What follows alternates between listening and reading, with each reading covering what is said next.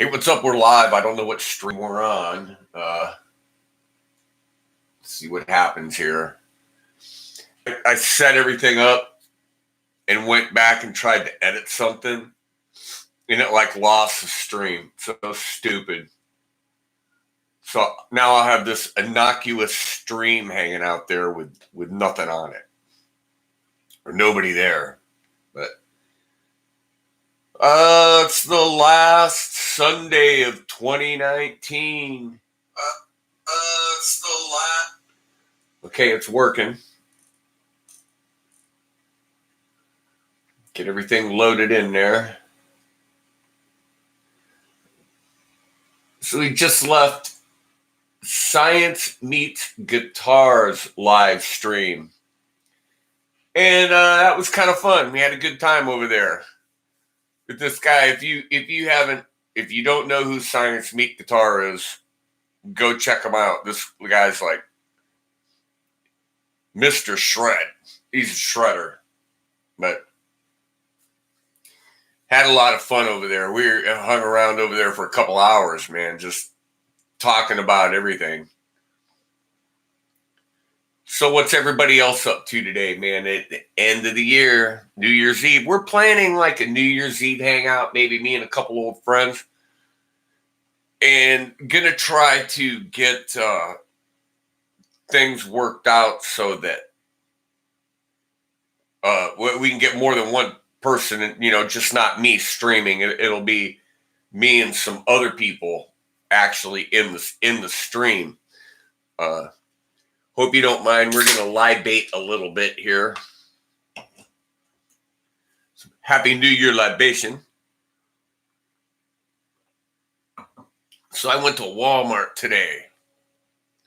What was that? But there he is. Hey, there he is. See, look, I had a pick. All right, here's one. God, that's awful. Where's the one I had? There it is.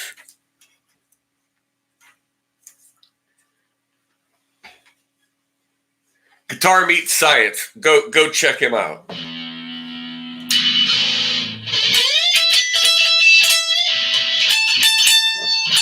Here's as close as I can come.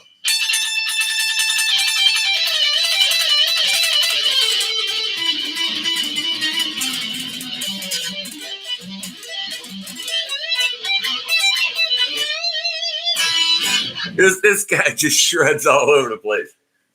And I didn't set things up. Here to actually play the guitar. So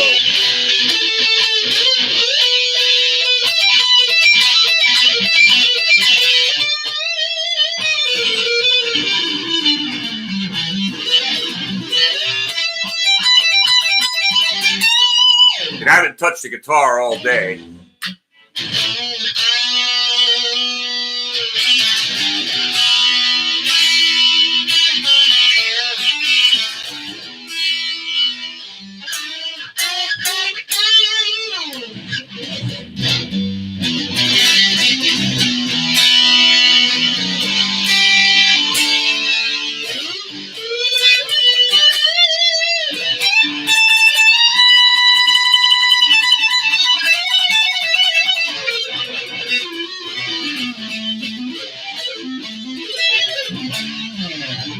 Oh, you can't see it. You have to get back farther.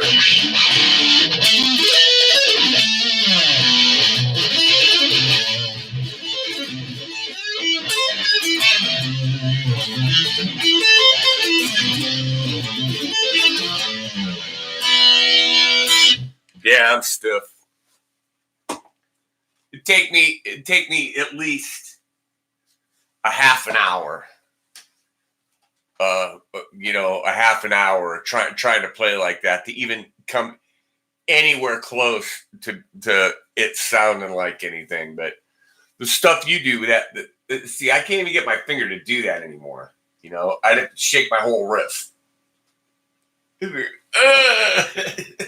hurts. No, we had fun over there, man. That was a great stream, man.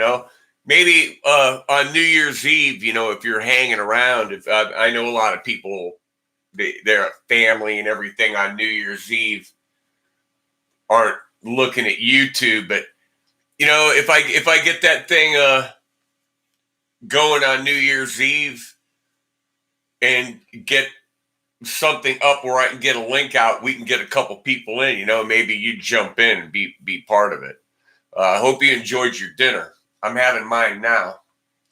Actually, if you saw yesterday, I did. I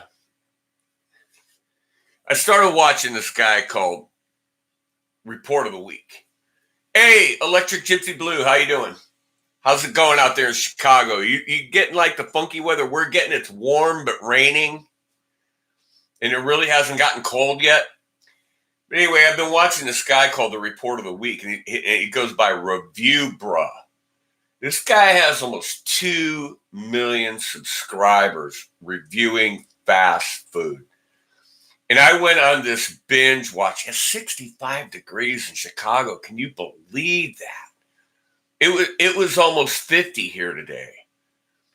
But Review Bruh, yeah, reviewing Big Macs and Whoppers and Chipotle, and the guy's only 22 or 23 years old, but he's been around for quite a while. He started doing this when he was like 13 or 14 years old. And his first video got posted to Reddit and it went viral. And he was reviewing what's that energy shot? Those energy shots. He was reviewing those, It's just unbelievable. So I started binge watching this guy, and I watched a whole bunch of videos. So I went out yesterday and I got Wendy's cheeseburgers and brought them home, and me and Linda ate them, and we had to play last night. And I was so nauseous after eating the Wendy's that I told her, don't even make dinner, man. Don't even make dinner. My stomach's whacked. I can't eat anything. And then we went and played at this winery called Goddess Winehouse, and they had all this free food, and they had vegetable soup, and they had anything you could think of, it, nachos and dips and all these appetizers they put out. So they had all this free food. So a little while later, my stomach kind of calmed down a little bit, and I could have something to eat. But I was like, I'm not going to make it as a fast food reviewer. It's not in my plans. So today we had to go to Walmart, and we make a yearly trip after Christmas. We go to Walmart because, you got to get socks. You got to get underwear. You got to get stuff. B12, is that what makes you ill? I don't know, man. I felt okay after I ate it, and then a half an hour later.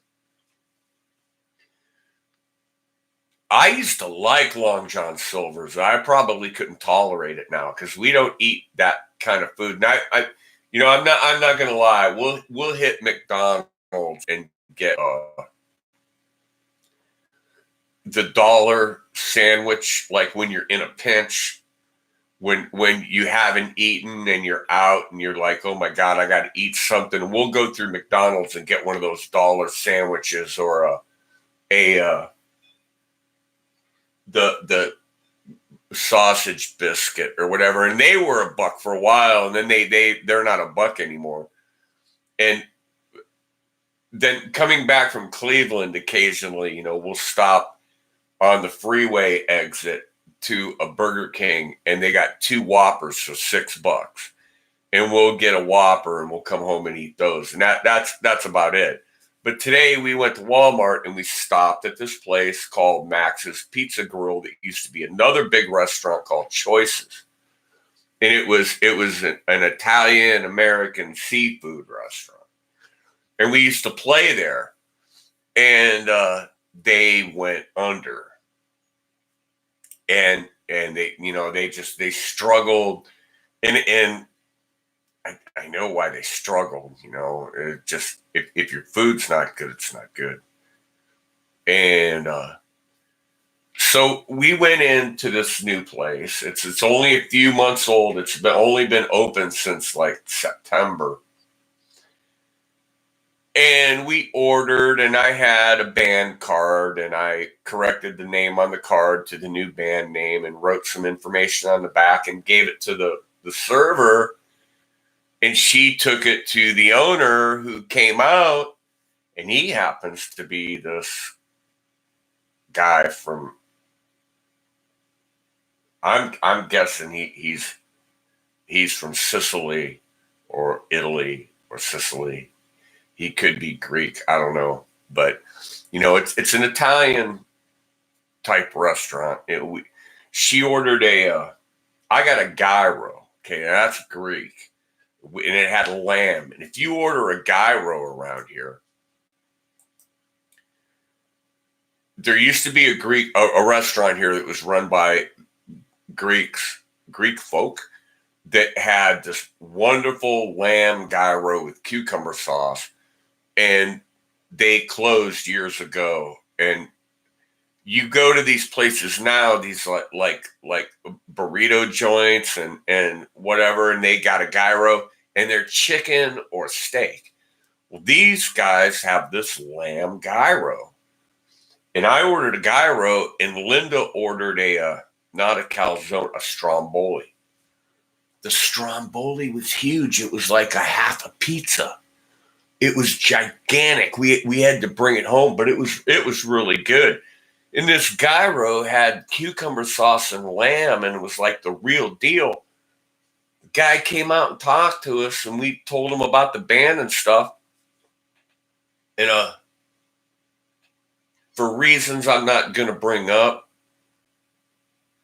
he noticed something about Linda and immediately hit it off. Him and Linda immediately hit it off. And so the guy goes, are you messaging me on the Facebook, on my Facebook page? The guy, take care of it. He goes, well, we book you for January. We get you in here. All right. So, we killed two birds with one stone. We tried out a new restaurant that's pretty decent. It's not fast food. It's a pizza joint, and they had some other stuff. But, and we got a new place to play and got fed. Wendy's affected me the same. It used to be good, and they went the way.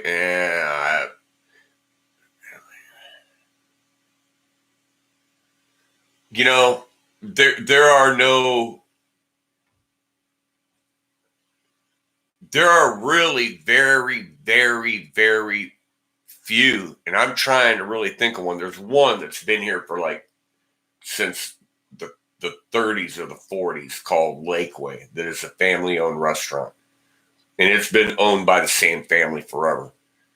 Everything else is a chain, whether it be like we just got a Chipotle and Red Lobster and Applebee's and all those kind of restaurants.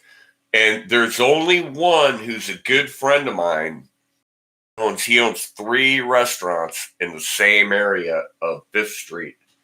Nate, that owns Briquettes. And we played at Briquettes for a long, long time, but he got into it with the guys from ASCAP or whatever it was, that they came in and they wanted to charge him for a license to have music by the floor space. And he's got 3 floors. And he says they only play on 1 floor. 3rd floor up there is private banquet room. They can't, you can't charge me for that because that's closed off. And downstairs is not where the band performs. They only perform on this floor. Well, they insisted they were going to charge him for the floor space of 3 floors. And so he just said, screw you. So the only way you can get booked in there now is if you play all original music. And he's got a couple people, because there's one friend of mine, Abaddon Faluz, and he used to go by Beard of Blues, dude. How you doing? Used to be called Whitechapel Jack. He does dark folk, and he's a looper guy, and he'll set up an electronic drum set, have a bass and a couple guitars, and he'll go through all these instruments and lay down these loops and play this music. And the guy's amazing. I'll have to post a link to his video. Yeah, I did. And he's got this amazing song and video. That's not the name of it. I have to get what the name of it is again. But he's just an amazing player. The guy's an amazing player. And plus, he's been kind of like an agent for me. He has booked me, and he's been in charge of a lot of festivals and the booking at a lot of clubs and stuff. And he's booked me for the last couple of years and done a whole lot. He goes by Abaddon Faluz, but his name's Mike. I won't say his last name, but his name's Mike. And he's just this amazing guitar player. Ass crap. Yeah. And the places we play at the lake on the strip in the summertime, I know they don't pay attention to them at all. They don't give a shit.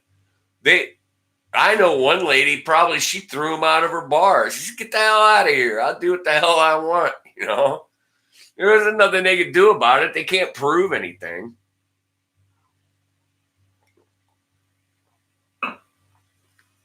But everybody complained about how 2019 was such a bad year. And maybe it was. It was a bad year for us. Bad year. Bad luck. Me having surgery and Linda having surgery, and just bad luck. And then, right 2 days before Christmas, man, I had to take my favorite Telecaster, which you do not see here. I had to take my favorite Telecaster and pawn it to get some money. And I've got until January 23rd to get my guitar back. So I'm hoping that I can do that. But if you guys keep watching the videos, keep clicking on my videos, maybe it won't happen in January. But I just, it's not my best Telecaster. It's just my favorite Telecaster. So yeah, hoping to get that back. I mean, I know I will. I'll get it back. I'll do whatever I got to do. But oh man, 2019 sucked. And 2020 kind of scares me, because we've got an election coming up and everybody is completely fucking insane. And I'm done with it. I don't care about politics anymore. I'm totally fucking done with it. Whatever you people do and can figure out, the best of luck to you. Just don't mess with me. Don't screw me up. Do whatever you got to do, but don't. Yeah, right, Fred. Jack the Ripper. And by the way, Fred, we stopped into Max's Pizza Grill today and met the owner and hit it off with the guy really well. And all I have to do is message him, and he's going to book us for January. And I gave him our price, our agreed price, and he agreed to that. And so I didn't do it yet today, but tomorrow I will send him all the information, and we'll get in there for January. Now, he's got the Back When band for New Year's Eve. And he's had the Back When band there before, so he knows what they are.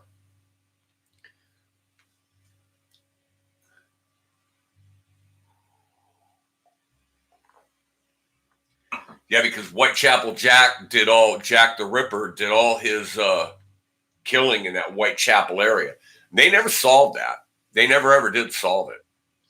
And that's why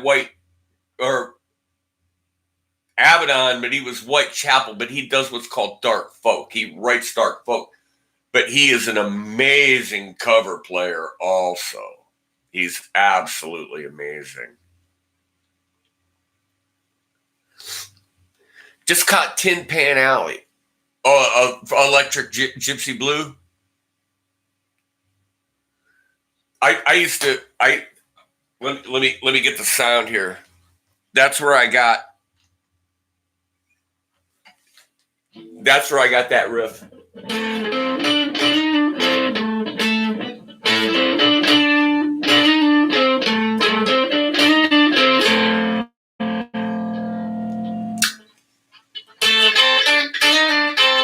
You can do like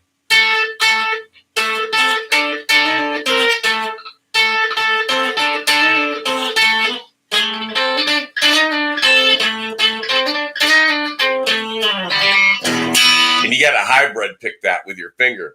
But that's right. I got up that rip. Yeah, it's an Epiphone.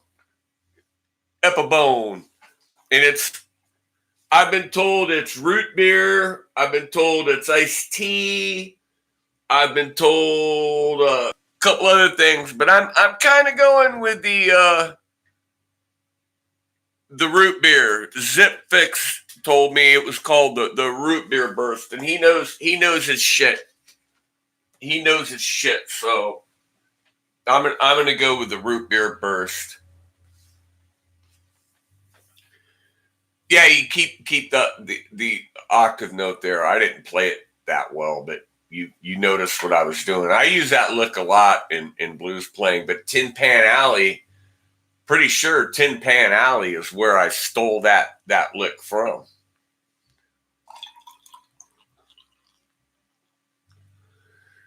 You know, blues music, it seems people, they either love it or they hate it.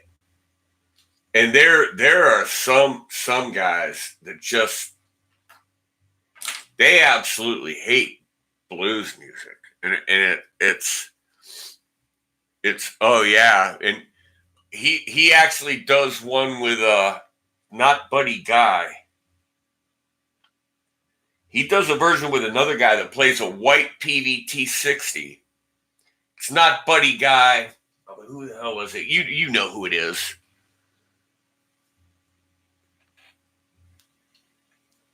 But you know, people some people just don't like the blues. You know, yeah, right. How can you hate on the blues? You know, it's so honest but. Did you ever notice that some people just can't do something simple? You know, they can't play something that's simple, and I can be guilty of that. You know, I'll overplay. I overplay a lot, and then in the long run, like I'm underplaying. You know, I'm blowing it, but we kind of cut down on the amount of blues that we're doing, but everything we do is, in the long run, blues based.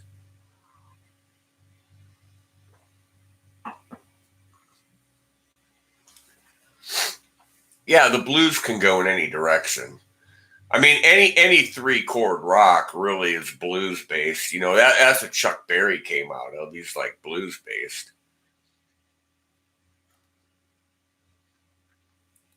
BB, you know, BB King, he had he's had a way of doing it. You know, he had a way of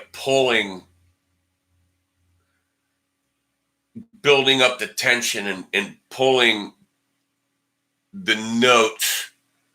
Yeah, you know, a note could tell it all or say so much with a note. And the same thing with Eric Clapton. You know, Eric Clapton will never be in the class of like shredders. And what a lot of people miss is there were guys that were shredding on the guitar, literally what you would classify shredding, and even doing sweep picking type stuff 50 years ago. It all, and tapping, even tapping too. And you can find the stuff right on YouTube. There's these old gypsy players, gypsy jazz players that did that stuff. And, Eddie Van Halen wasn't even born yet.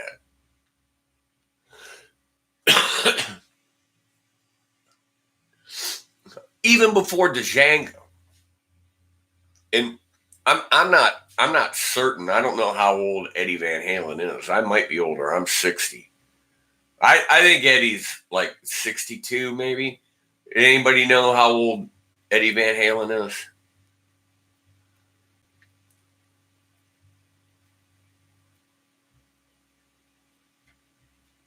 When you were getting laughed at, I'm still getting laughed at. But yeah, Clapton did more than a lot of these guys will ever do. And there's a lot of amazing players on YouTube. And especially YouTube music, if either I'm not looking in the right place, but the stuff that's big seems to be more modern and metal based. Now there are a few channels out there and a couple that I'm subscribed to that are more blues based, like Texas Blues Alley and stuff, but they're not as active. And you look at guys like Jared Dines and who's the big one? The big YouTube guitar star guy that can't think of his name. He's a young guy.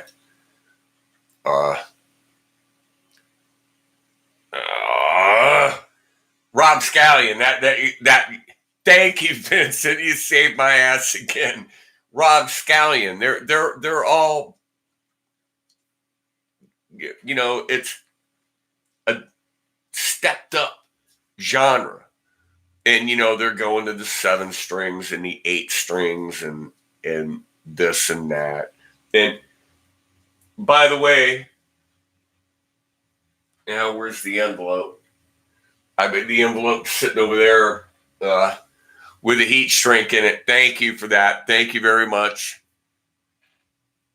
How'd you know I was trying to come up with Rob Scallion's name? How did you know that?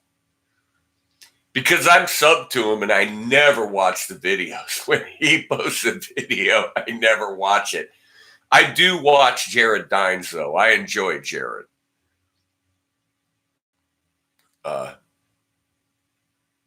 Yeah, let's mix those two up. I like Jared. He's funny. He cracks me up. And, some of the stuff that he does. The first video I ever saw of Jared Dines was 10 different types of drummers. And I thought he was a drummer. And he'd put these drumming videos out. And then all of a sudden he comes out with these 10 things a guitar player will never say, And they were short videos. They were only 2-minute videos or whatever. But it's all of a sudden, and the guy plays guitar and he's a damn good guitar player. And he writes music, and he plays guitar, he plays drums. Then he also sings, if you want to call it singing, that guttural, heavy metalcore screaming stuff.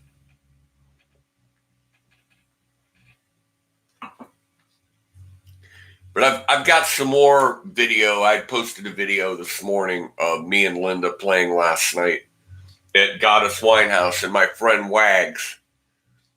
That's what he goes by, so we'll just call him Wags. My friend Wags came up and did a couple songs, and I got some video of that. And I'll put some more of that up. But I took the video camera to Walmart today, hoping to see the weird shit at Walmart. But There was no weird shit. And we only go to Walmart like once or twice a year. Yeah. Yes, I do. I have a self-filling glass. I got a little elf under there that fills it up for me. See, I'm really not drinking it. I'm just going like this.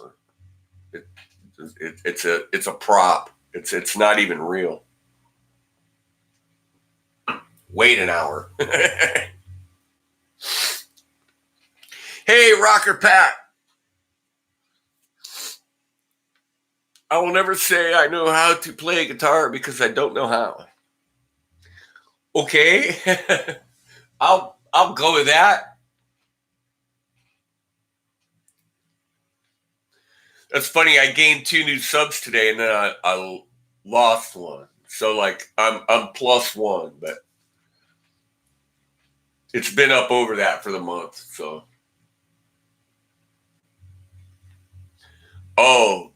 bearded blues. I have to twist my wife's arm to take her to Walmart, and once I get her there, then I have to go. Yeah, buy it. Yeah, buy it. Yes, buy it. Go ahead, buy it. I consider myself a guitar owner. I am in possession of a guitar or guitars. Yes, Cole, that is exactly true. Oh, that's funny. Dave's guitar channel is live. Well, isn't that wonderful? So now I know, even though I've been an avid follower and supporter of Dave's guitar channel, obviously he doesn't follow or support me because he would otherwise know that I'm live and not go live. But it is what it is. Unsub another one. Once these guys get big, it's like, yeehaw. We got Sam's Club. We don't have a Costco. Or if there is a Costco around here, I don't know where it is. I've never been there. But there's a Sam's Club in Erie. And our Sam's Club, or the Sam's Club that's in Erie, is like, you got to be a member, don't you? You got to get you got to be some kind of member. Ashtabula is really screwed. We got Walmart. Kmart closed. Hills closed. Fisher Big Wheel closed. Any big department store like that closed up. We've got a Penny's, J.C. Penney's in our mall, but it's garbage. They don't even have carts. They don't even have shopping carts at J.C. Penney. You got to carry your shit around until you get to the checkout. Oh yeah, I know, Gypsy. I know that Walmart can be dangerous. Not in Ashtabula though. We're just the most you would have in Ashtabula is like a drive-by cursing. I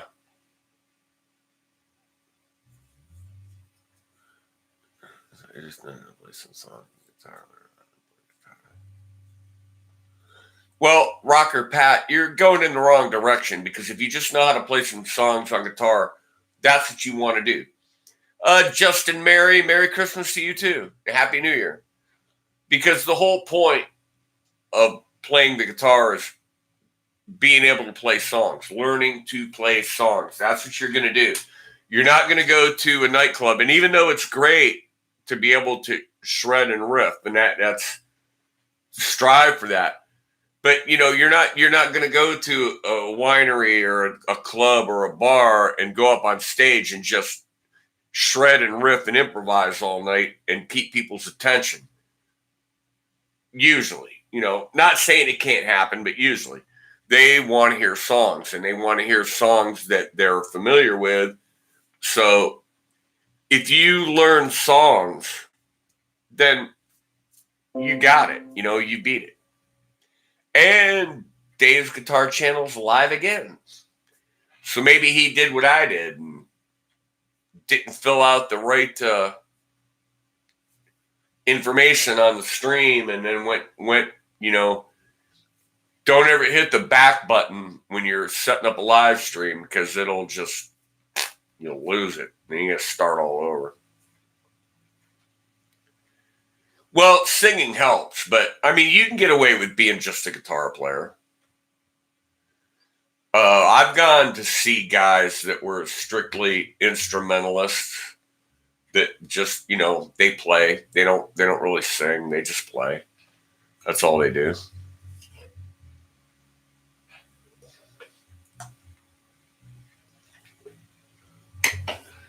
There's that magic glass again.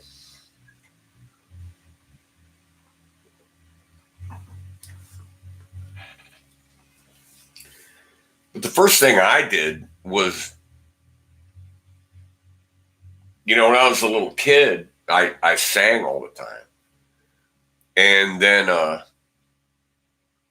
I needed something to accompany my voice, and I started playing the acoustic guitar. So, man, the watch count's jumping all over. It's going from like 12 to 15 to 16 to 11 to 13. It's jumping all over the place.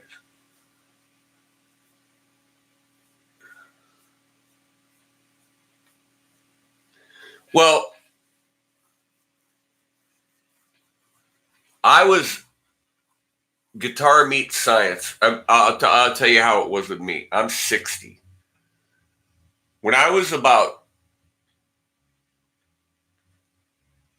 40 years old, maybe 40 to 42, and I had been playing guitar since I was a little kid and played in bands that played every weekend for years. And I got in this rut. And when I was in my either like 40 or maybe 42, I decided I'm not going to perform anymore until I can just go out with an acoustic guitar and play. And I practiced relentlessly and taught myself to finger pick and play. Hey, Dave Byron made it. Good to see you, Dave. Happy end of 2019. And wasn't going to play anymore until I could sit down and play with an acoustic guitar. It took like a year of really hard practice every day, really, really doing it. And then when I got in my late 40s, I discovered shred. So I'm going to say roughly 12 years ago.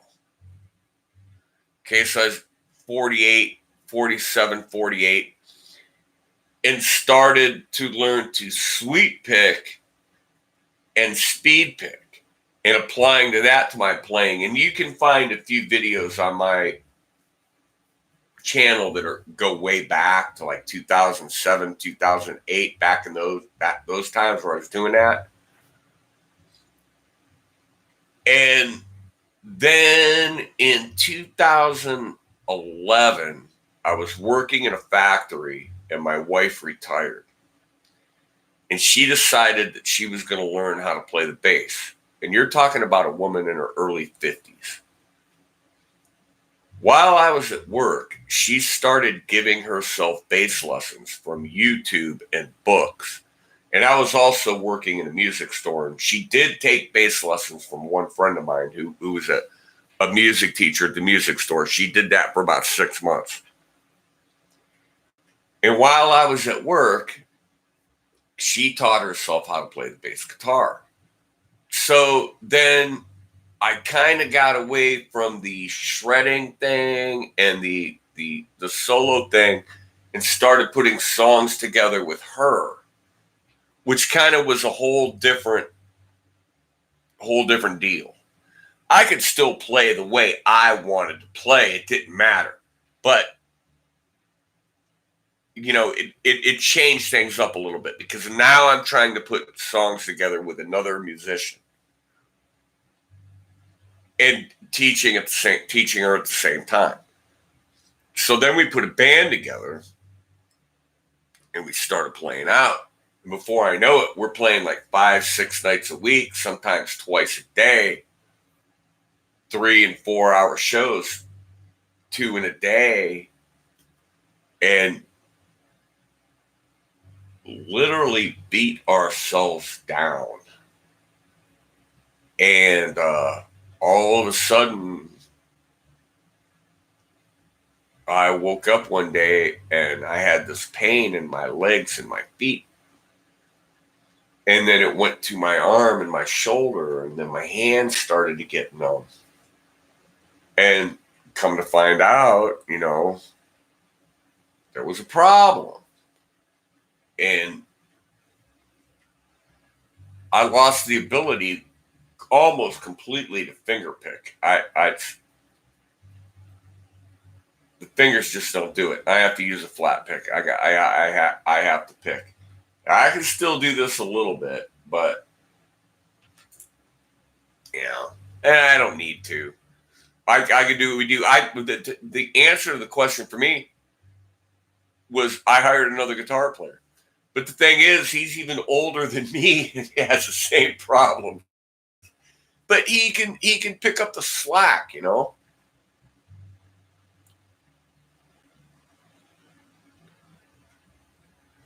Oh no, the thing about flatulence was what really brought it all together. Guitar meets science. It's what brought the whole thing together for everybody and made it, what it. Yes, I've been a carpenter all my life, but I've done a lot of other things too. Mostly, my trouble comes from hanging drywall over my head and running a screw gun, and the over the head work and electrical work overhead and all that stuff working overhead, tilting your head back with your arms over your head. Like I used to do ceiling fans. And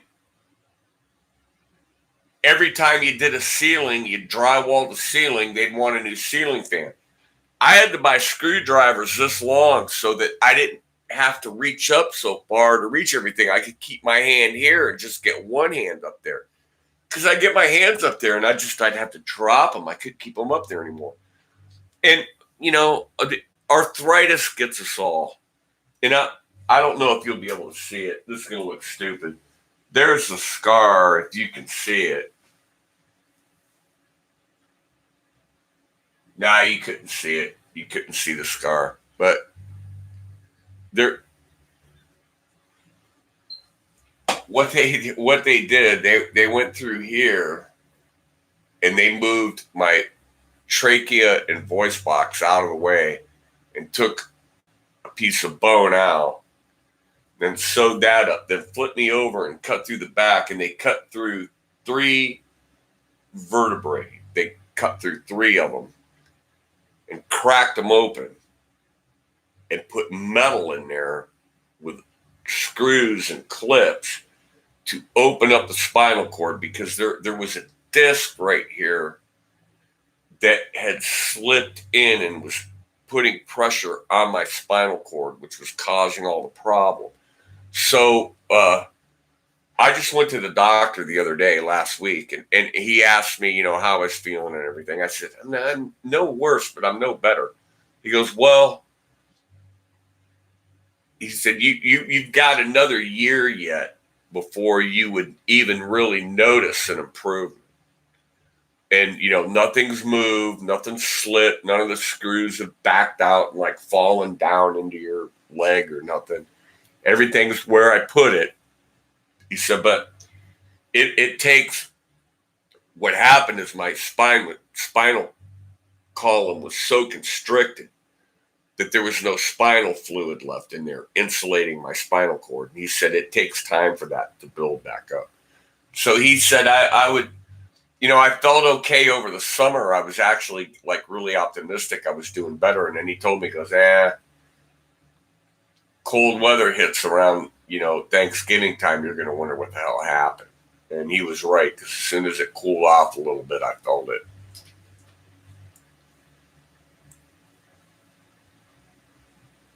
Yeah, that keeping your hands up over your head, and it hurts. It hurts in your chest. Sonya, hey, where you been? It hurts in your chest. It hurts in your neck, and it hurts up in looking up. And when I was a young kid, I was a gymnast, and this is a common injury for people that are in gymnastics because they're always moving back and looking back, and yeah, it beats up the body.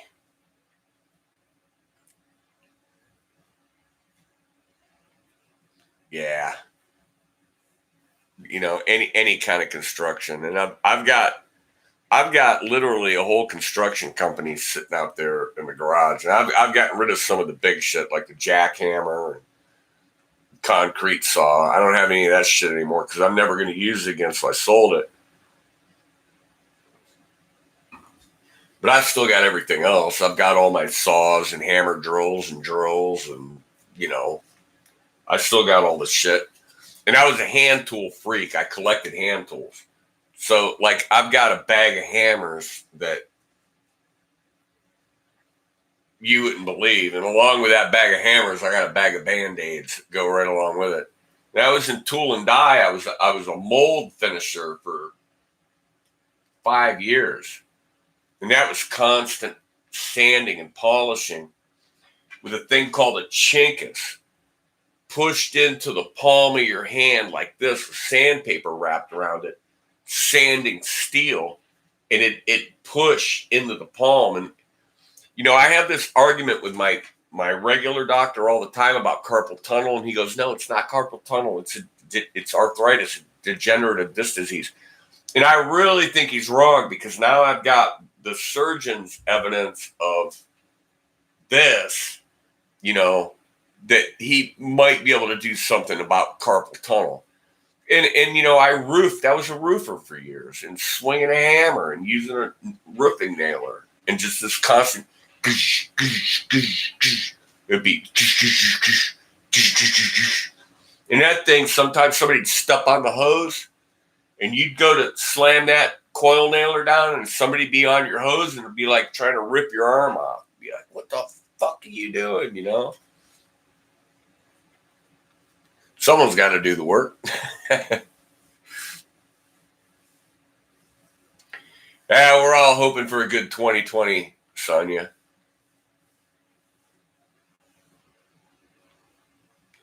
The only thing I can't part with are my hand tools, Dave. And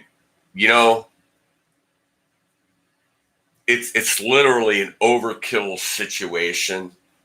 It's really flipping ridiculous. I actually did a video one time. It was almost a 2-hour video of all the hand tools that I own and all the toolboxes. There's like 20 toolboxes, big ones, full of every freaking hand tool you could ever think of.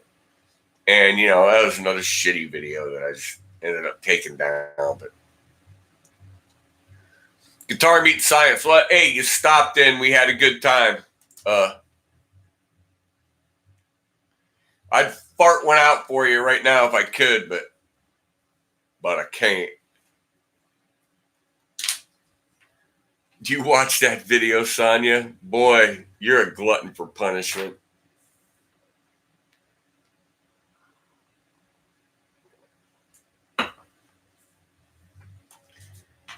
And I got all kinds of crap for that video. I got people saying that like it wasn't even my stuff. It was laid out in my backyard on a tarp. Oh, it was unbelievable. But, oh well. That's the way it is.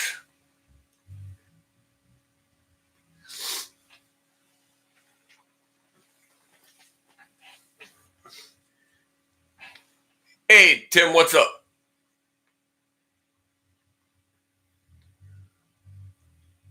Yeah, tools are vital, but there can be overkill. How many claw hammers or how many ripping hammers does a guy really need?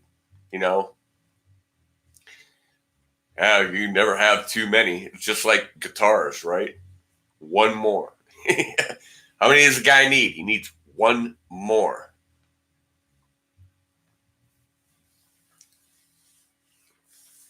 Yeah, son, yeah, I know.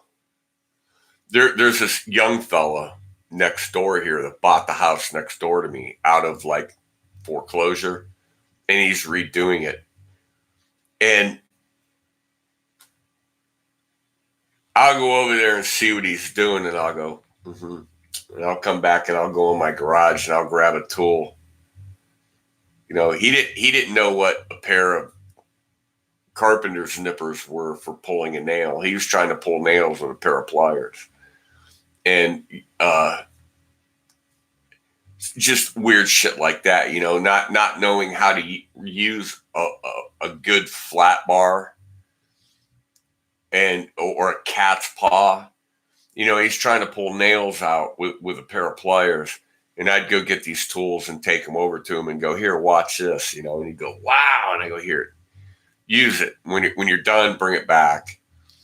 And yesterday he had 5 tons of asphalt grindings delivered. And he's out there with his short-handled, D-handled short shovel trying to shovel these asphalt grindings. And I look out the window, I go, hey, Andrew, up against the side of my garage is a long-handled shovel. Go get it. You'll thank me later. And he was like, okay. He went and got the long-handled shovel. I went back out there about 10 minutes later. I go, is that a little better?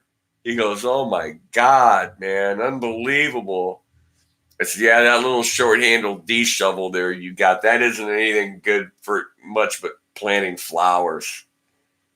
You don't want to move any gravel or asphalt grindings with that. And when you hit those asphalt grindings, a pile of asphalt grindings with a shovel, it's like just hitting concrete, just bang, you know? I'd really rather shovel rock. Yeah, some people, they don't even know what can't even use channel locks, right? You know, they put them on backwards and push in the wrong direction. It's like unbelievable. It's, my ex-wife used to hang a picture. She'd take a screw and pound the screw into the wall with a wrench. You know, what are you doing? Pounding a screw in the wall with a crescent wrench. I literally caught her doing that. Yeah, Rocker Pat, that's because you had a wood-handled hammer. If you would have had a steel-handled hammer or a fiberglass-handled hammer, that wouldn't happen. And wood-handled hammers are fine. I love them, but they will eventually just give out and break off right at the head where they'll break out. Every tool's a hammer. I've even used my guitar as a hammer a couple times, I think. Yeah, she uses a shoe. But to pound a screw in, honey, it's called a screw. That's why they call it a screw. Yep. Oh, that's funny.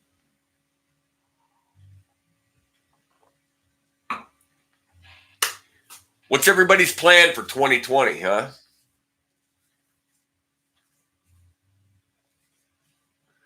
I can't believe you broke a fiberglass handle that way. You must have been really reefing on that sucker. Or I have never had a fiberglass handle hammer break. Only a wood one. I mean, I've got fiberglass handled sledgehammers that.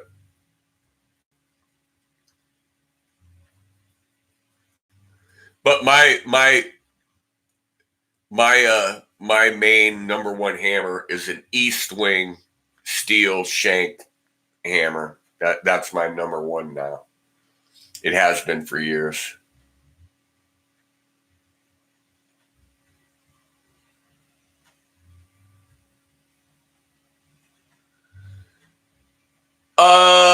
You should be able to just copy and paste the link, Dave, and then all I have to do is like click on it and okay it. I don't know. All right, Dave. Here, I can. You can give it out. I'll show you how. I'm going to make you a moderator. Momentarily. Okay, you are now a moderator. You are now a moderator, and you should be able to post that link. Yeah, 1930s house, a 2x4 was a 2x4. It was 2 inches by 4 inches. Try that, Dave. Just copy and paste the link. You can type it in if you want, but well, yeah, that's my goal, is to stay as healthy as I can too.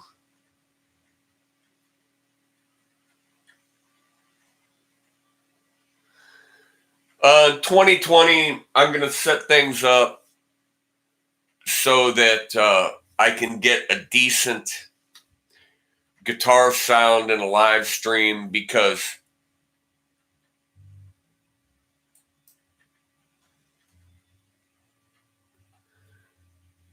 the way I have things set up and using this USB mic over here, it just, no matter what you do when you play the guitar, it gets that phasey, crappy sound through it. And everybody's using OBS, and I'm just still using what YouTube provides.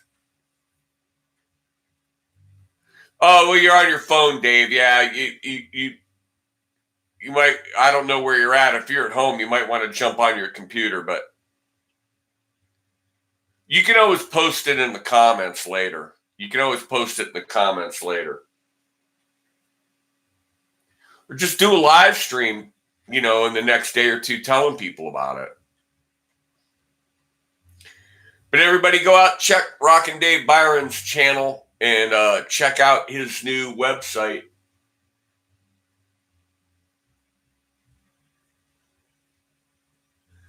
Hey, Evil. Yeah, I got my calendar. The Christmas lights are down. I got my calendar, and Feliz Navidad.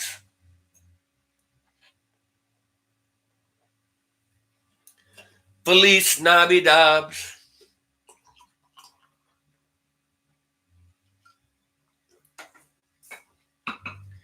I always thought, when I was a kid, that song was singing Release Margie Dot.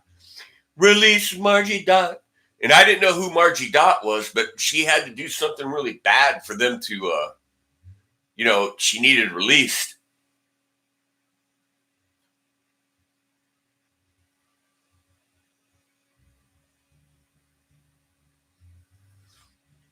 A corpse is a corpse, of course, and no one can talk to a corpse, of course, unless, of course, that is the corpse of the famous Mr. Dead.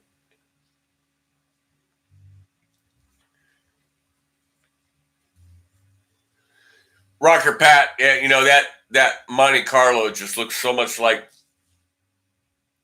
my 79 Cutlass that I can help myself. Sorry about that. And mine was a Hurst Olds. Anyway, it was branded that way. That's what it was titled. I kind of really have some suspicions about that. .com.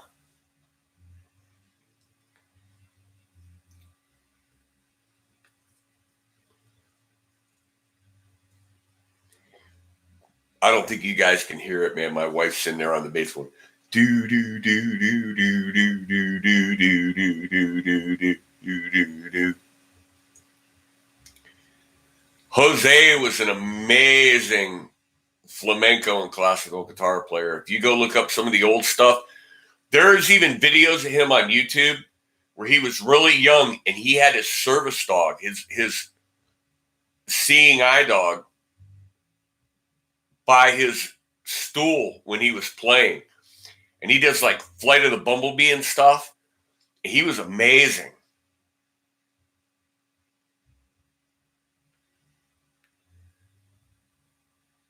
Oh, 279 Monte Carlo is cool.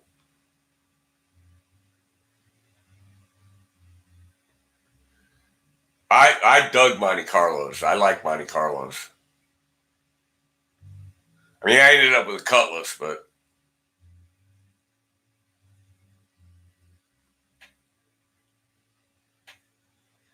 you didn't grow up in Bonita Springs. You grew up in West Harbor, you bum.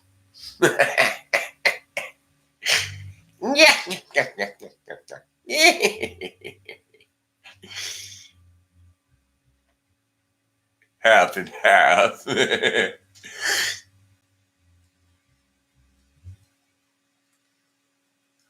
Someday I'm going to make it to Texas. Someday. If I'm going to go to California, I'm going to pass through Texas when I go. And Austin's one of the places I want to see. I'd like to see El Paso, but that's like really going out of the way. Like El Paso's not near anything. Well, Mexico.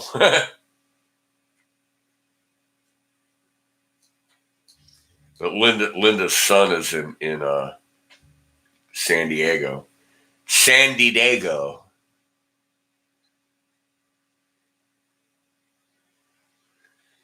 You're going to El Paso in February, really? Why are you going to El Paso? Ah, cool.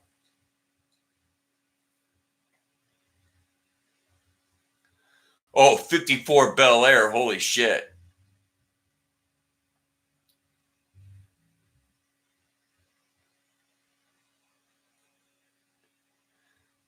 It was dude, not dud. Bearded Blues dud.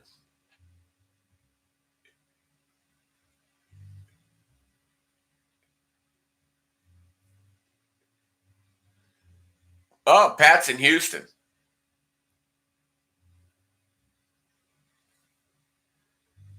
Yeah, I never really figured out how you got into Austin, Cole, but if you ever want to come back to visit Ashtabula, I don't know if you have anybody here. Well, you got your uncle.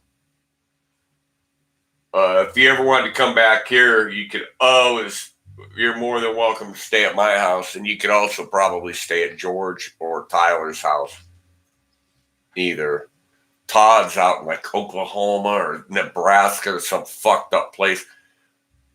Todd's like in some goofy ass fucking Kansas. That's where he's at.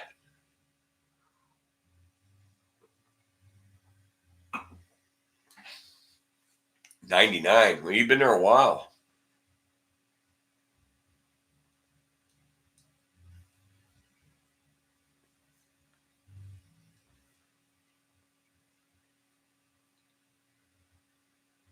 You probably don't know it, but your dad and I got really, really close. And at the end of it, I was just, I don't know what happened. People weren't paying attention and he wasn't reaching out. And that that's it. That's all. It is what it is. But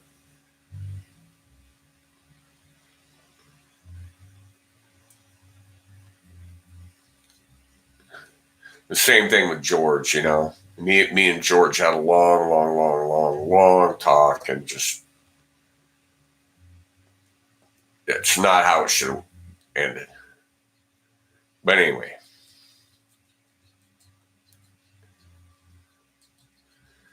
fuck all my relatives, my whole family, my whole goddamn family, my mother, everybody moved to North Carolina. And now my brother went down there and he went down to visit for Christmas and he hasn't come back yet. And it's like, what's up? Now you're going to stay there too? And Linda's still got a mom here that, we can't leave her. We can't leave her on her own. So until, however that resolves, she could outlive us. She could outlive us both the way things are going. Wouldn't that be the shit? You just never know. Yeah, time has flown for sure. Well, what the hell? I was 30 years old coming over to your house giving you guitar lessons, making up guitar charts.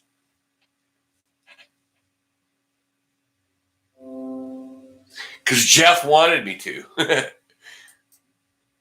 I don't even know if you were really interested. Jeff was, though.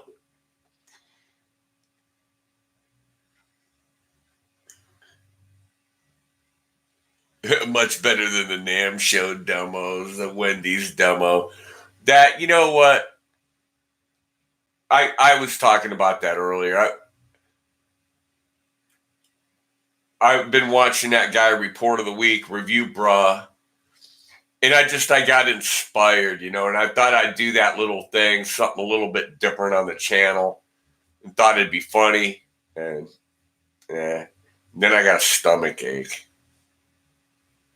I saw your review too, Dave. You did the Wendy's nachos you did the nacho thing, the nacho salad, the taco salad, and then Deb had the healthy salad. You had the unhealthy salad, but you had the tasty one.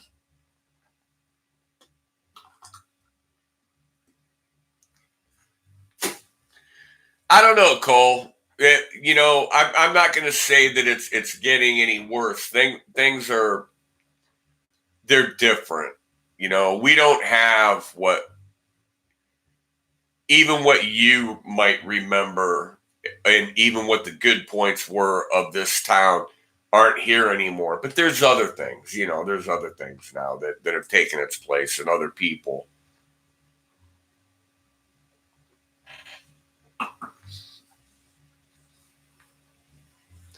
I need to go over and visit George and Ronnie really bad.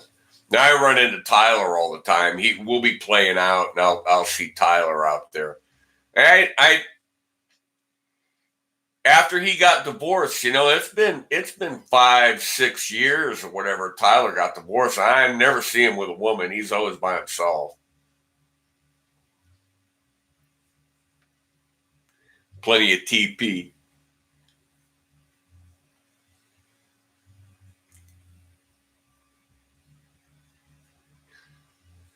You should see this Stromboli that Linda bought today, man. It was $11, and I thought it was just going to come as one wrapped Stromboli. It came like a half of a pizza pie. It was huge. We're still eating it. Like I said, I got the lamb gyro, and it was great. It's still coming up on me, and we booked a gig. Well,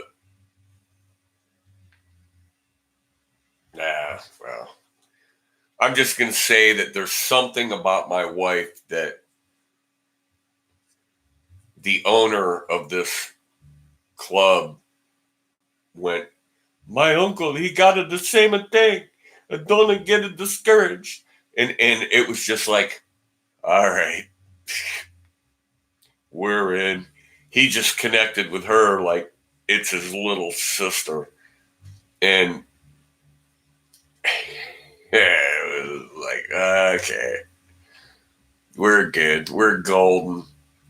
And we need it. We need someplace that's 5 minutes away that will pay us, and do some gigs and play. So,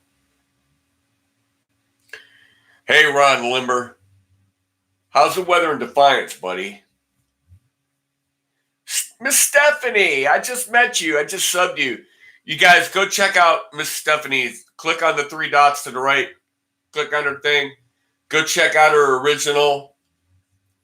She was worried. She was commenting in Science Meets Guitars thing about worried about changing the strings on her guitar. Don't worry about that. You can get a hold of any one of us, and any one of us will help you through that, changing the strings on your guitar. But it's pretty intuitive. You just look at it, see how they're on there, and I'll tell you what to do. If it's your first time, do them one at a time. Take one off, replace it, tune it back up, stretch it a little bit, tune it back up, do the next one. Just copy exactly what's there, and you'll be fine. You'll be fine. But you guys go listen to Stephanie. She's down in Melbourne, Australia, and she's going to go smack a guy for me that was a YouTube troll. I'd hate to have you drive to Sydney, but I think he's in Melbourne.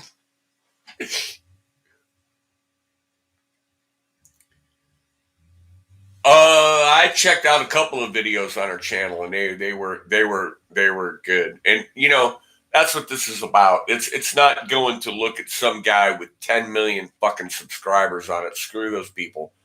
Fuck those people. They've had enough attention. It's us.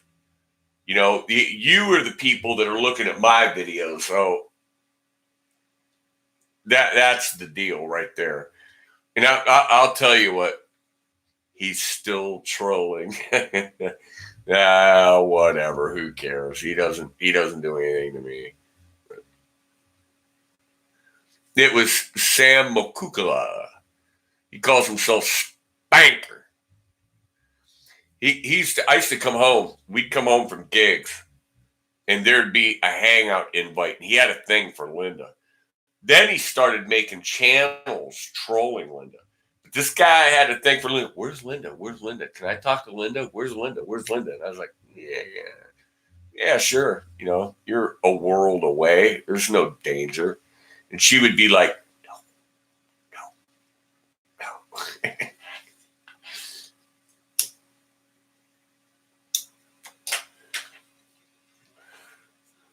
Can't help it. I'm still trying to kick it.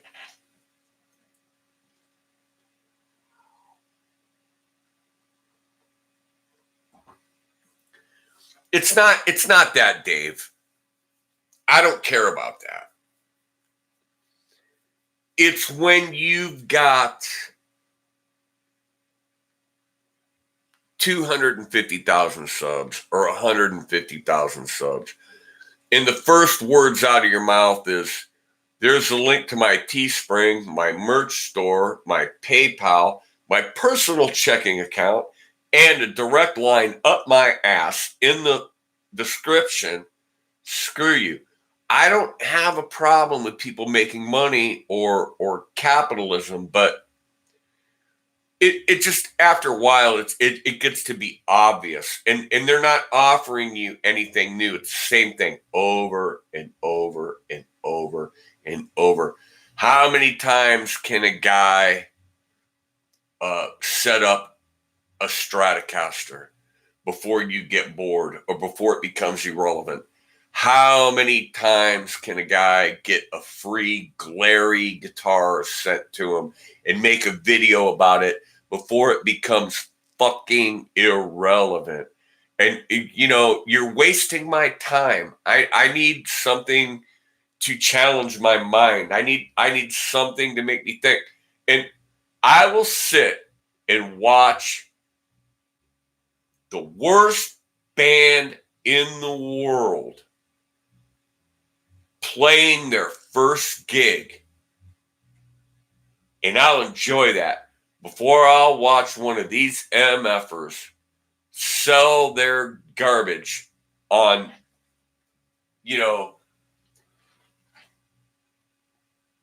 sharpen your axe, pick your nose, bullshit.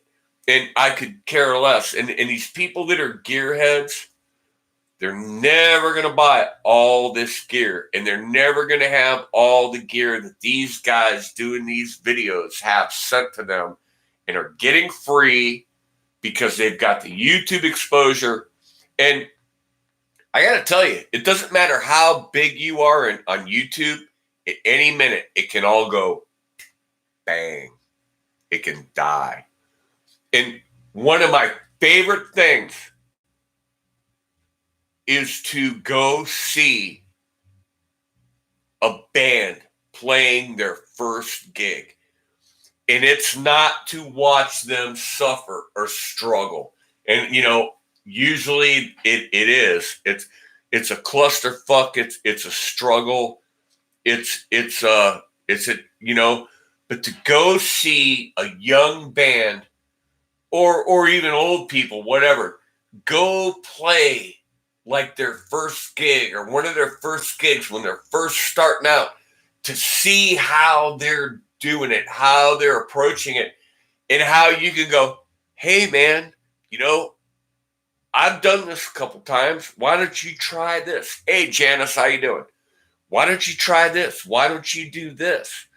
And it seems on YouTube, if you try to give like people advice or on YouTube and you leave like a comment on their channel saying, oh, why don't you try, like, I don't know, rolling the treble off or using a little more echo or whatever, it gets taken out of context. It gets taken wrong.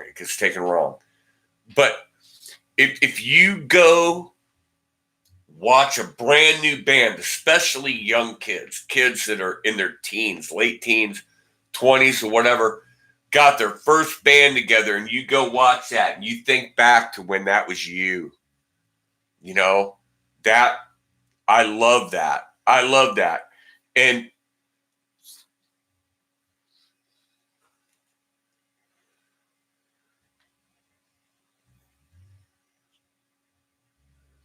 well, Miss Stephanie, you've got something.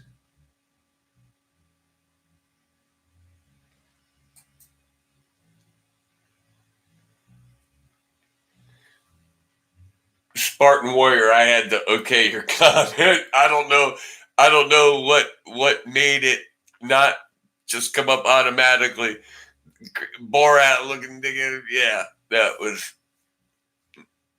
Yeah, it is what it is. I mean, and I went through some ungodly freaking things.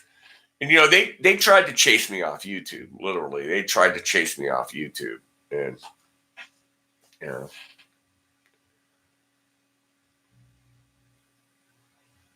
I'm I'm I'm weak-minded, but I'm not weak-willed.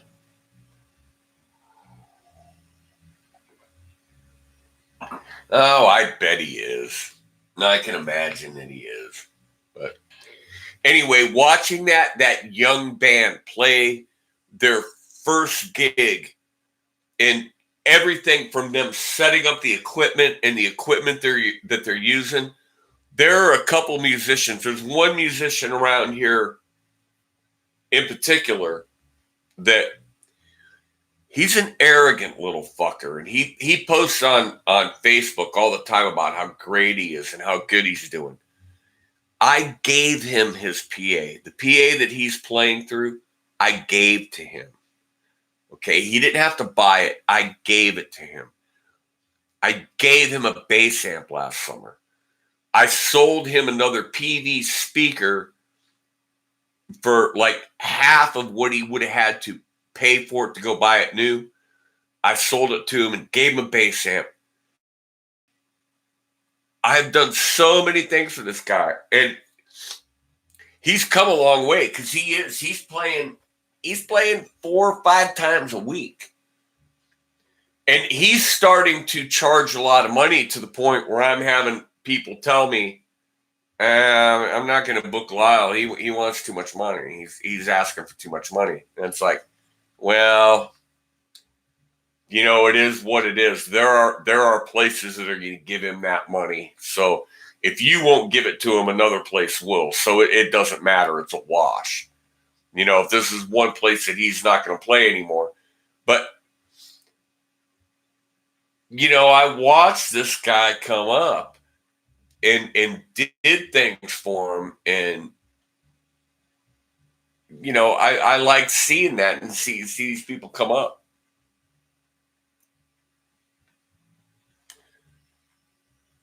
Well, thank you for the thumbs up. I don't know what the count is here now.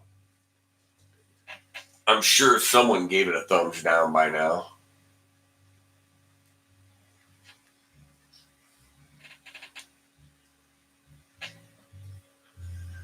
I have given tons of equipment away I've given tons of guitars away to people that needed them, to students, to kids. I've given gear to guys that had like breakdowns or they didn't have what they needed to play through. And it's like, man, I bought so much gear. And then it gets to the point where you've used it for like, 3 or 4 years, and you replace it and you got it laying around. And what are you going to do with it? You really can't. If you sell it for any amount of money, you're never going to get what you paid for it or anywhere close. So you might as well just help somebody out and donate and give it to them. And I've had stuff given to me, man. My drummer that I played with this guy for over 30 years. We played together. He's given me tons of stuff. And he's giving me shit I've given away, I mean, and I if I see somebody like that that's kind of in need, you signed out of YouTube. No, I didn't. The hell are you talking about, man?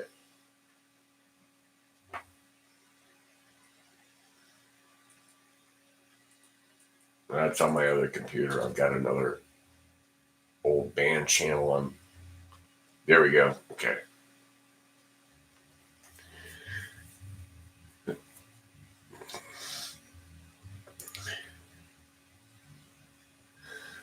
Spartan, I'm thinking of doing a live stream on New Year's Eve. I'm hoping that I can get something together like StreamYards or something.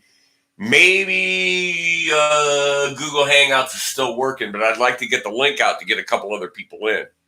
One of them might be Science Meat Guitars. A couple other old buddies.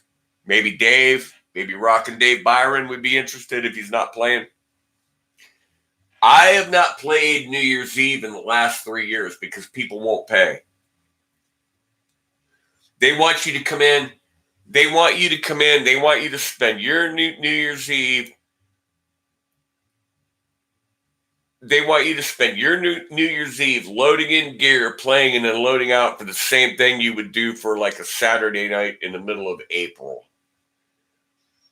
And it used to be like New Year's Eve, you'd get an extra like $300, $400 for doing New Year's Eve or Christmas Eve. So we haven't done New Year's Eve for like 3 years or so. We haven't done a New Year's Eve gig because what it used to be, we would get a New Year's Eve party for like a bank or a grocery store chain or something like that. They'd pay you $1,200 for 4 guys. $1,200. That's $300 a piece. To play for 4 hours, and they don't want to do it. We play company parties, corporate parties, a grocery store chain, whatever. That's another thing. A lot of places, they don't have New Year's parties anymore. They've cut out their Christmas parties. They've cut out their New Year's Eve parties.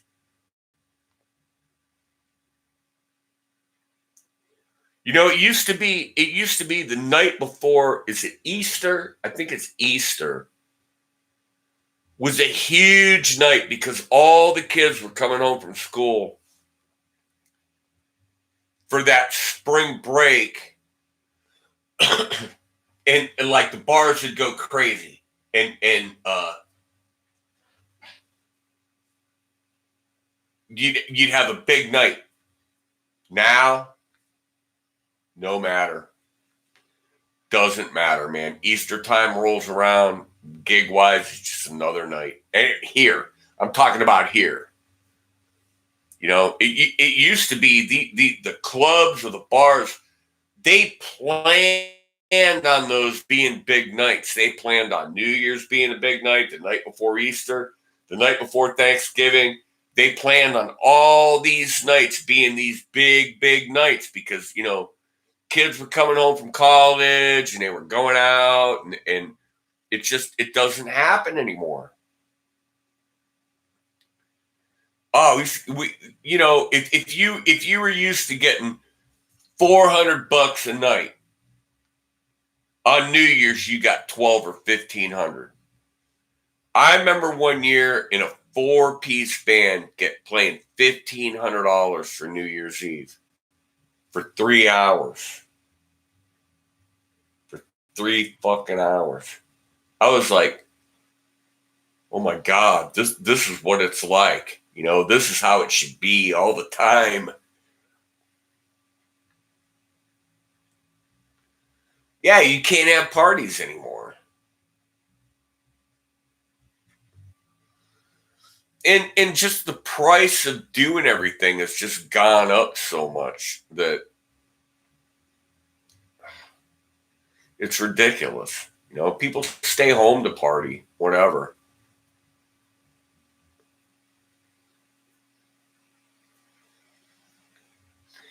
Exactly, Dave, and I got to commend you for doing that. That is an not aggressive. That is a venture that you know uh, it's risky. It's risky, but if it pays off, it could pay off big.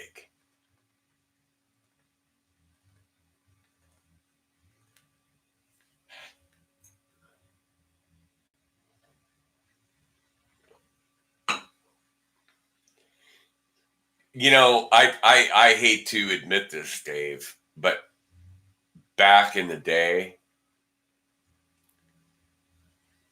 I would drink until I was blind and never even think about or worry about driving home. But I was in my 20s. I was fearless. I was in my 20s. And then the laws changed. Then you had to start to worry about it. And then they had the checkpoints, the roadside checkpoints where the cops are just set up and they're just pulling everybody over and checking them. And if you've been drinking, you're screwed, you know.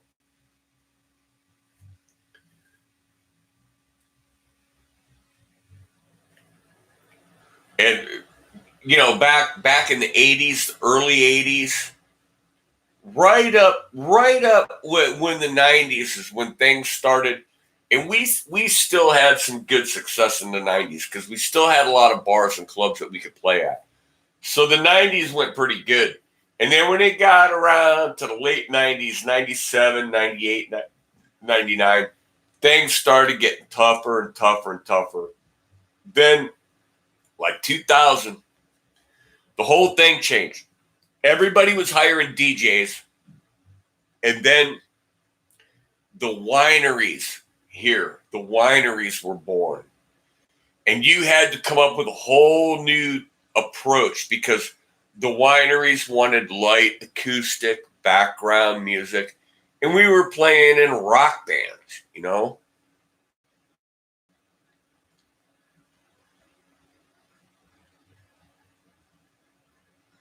That's fucking awesome, Dave. I can do the math right now. 3 times 9 is 27. 3 times 90 is 2,700.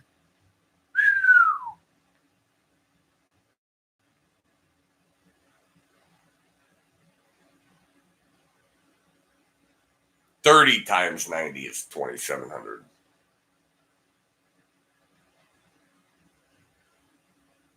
Well, that too. Gypsy blues. Everything changed after that too. That you're right. Everything tightened up after that, and people started looking at you sideways.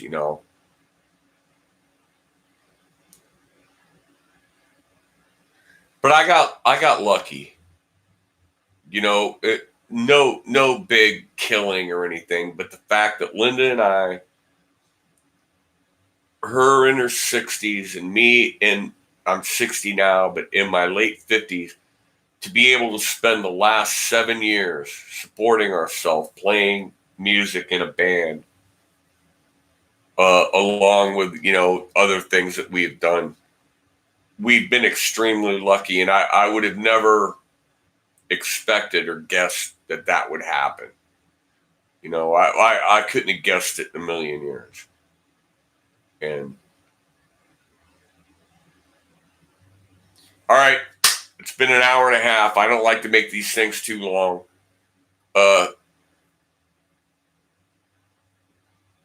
Oh, Spartan Warrior, both. Both. I probably smoked more than I drank. Because when you got high, you couldn't drink as much. It put a cramp on the drinking. And no matter what, you know, you had to put a limit on it because you did have to drive home. I mean, you couldn't be hitting trees or driving in the ditch, and that never happened to me. So I never got that blown out that I couldn't get home. But the you know, yeah, oh yeah, it was both. It's both. But hey, it is what it is, you know. That was the day. All right, everybody, happy New Year. We're gonna go for a New Year's Eve live stream. I'm gonna try to do it on a platform where I can get a few other people in. If you're interested, leave me a comment on the playback of this video. I'll see what I can do. I'd love to see Evil White Clown Punk there. It'd be great if we could get him in there in his Evil White Clown Punk attire on the live stream, even if he only showed up for a few minutes. But all right, everybody, enjoy the rest of your evening. Thank you, everybody, for stopping by. I hope you have a pleasant evening, and we'll catch you all on the flip side.